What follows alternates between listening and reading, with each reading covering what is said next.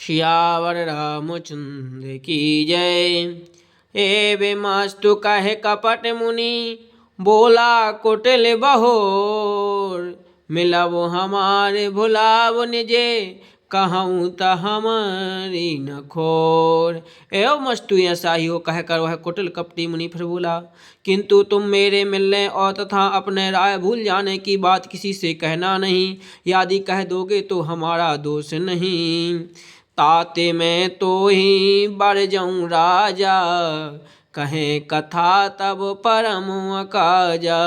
छठे से बने यह परति कहानी नास तुम्हारे सत्य मम बानी। हे राजन, मैं तुमको इसलिए मना करता हूँ कि इस प्रसंग को कहने से तुम्हारी बड़ी हानि होगी। छठे कानों में यह बात पड़ते ही तुम्हारा नाश हो जाएगा। मेरा यह वचन सत्य जानना।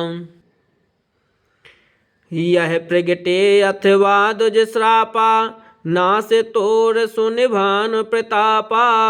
आने उपाय निधन तब नाही जो हरिहर को पहु मन माही। हे प्रताप भानु सुनो, इस बात के प्रकट करने से अथवा ब्राह्मणों के शाप से तुम्हारा नाश होगा और किसी उपाय से चाहे ब्रह्मा और शंकर भी मन में क्रोध करें तो तुम्हारी मृत्यु नहीं होगी।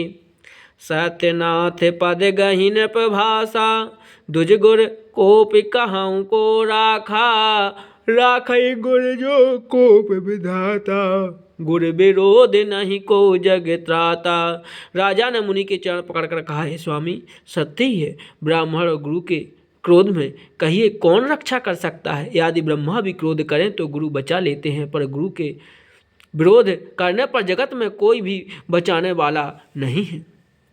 जो न चलब हम कहे तुम्हारे हो नास नहीं सोच हमारे। ये कहीं डर डर पत मन मोरा प्रभु महिदेव श्राप अति घोरा। यदि मैं आपके कथन के अनुसार नहीं चलूँगा तो भले ही मेरा नाश हो जाए, पर मुझे इसकी चिंता नहीं है। मेरा मन तो हे प्रभु केवल एक ही डर से डर रहा है कि ब्राह्मण का श्राप बड़ा भयानक होता है। क्यों इस बेप्रवश कवन विधि कहूँ कृपा करिसो। तुम तज दीन दयाल निजे हेतु न देखूँ को। वे ब्राह्मण किस प्रकार से बस में हो सकते हैं, कृपा करके वह भी बताइए। हे दीन दयालु, आपको छोड़कर और किसको मैं अपना हेतु नहीं देखता। सुनने पे विविध जतन जग माही कष्ट साध पुनि होय कि नाही। अहि एक अति सुगम उपाय तहाँ परंतु एक कठिनाई। तपस्वी ने कहा, हे राजन सुनो, संसार में उपाय तो बहुत हैं पर वे कष्ट साध्य हैं, बड़े कठिनता से बनने में आते हैं और इस पर भी सिद्ध हो या ना हो इनकी सफलता निश्चित नहीं है। हाँ, एक उपाय बहुत सहज है परंतु उसमें भी एक कठिनता है कि मम आधीन जो गति नृप सोई मोर जाब तब नगर न होई। आज लगे अरो जब ते भयूं काहू के ग्रह ग्राम न गयूं। हे राजन, वह युक्ति तो मेरे हाथ है पर मेरा जाना तुम्हारे नगर में हो नहीं सकता।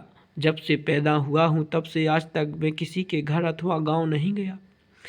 जो न जाऊं तब हूँ अकाजू बनाया असमंजस आजू। सुन मही से बोलाऊं मृदुबानी नाथ निगम अति नीति बखानी। परंतु यदि नहीं जाता हूँ तो तुम्हारा काम बिगड़ता है। आज यह बड़ा असमंजस आ पड़ा है। यह सुनकर राजा कोमल वाणी से बोला, हे नाथ, वेदों में ऐसी नीति कही है कि बड़े स्नेह लगो हैं पर करही गिरने जिससे रहे सदा तृण धरही। जलधि अकाध मोली फर वह फेनु संतत धरन सिर द्रेनु।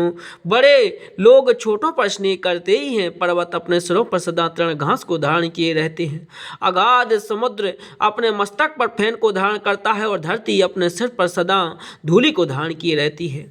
अस कही गए नरेश पदे स्वामी हों कृपाल, मोहि लागी दुख असहसि भू प्रभु, सजन दीन दयाल। ऐसा कहकर राजा ने मुनि के चरण पकड़ लिए और कहा, हे स्वामी कृपा कीजिए, आप संत हैं, दीन दयालु हैं, ताहि प्रभु मेरे लिए इतना कष्ट अवश्य सहिए। सियावर रामचंद्र की जय।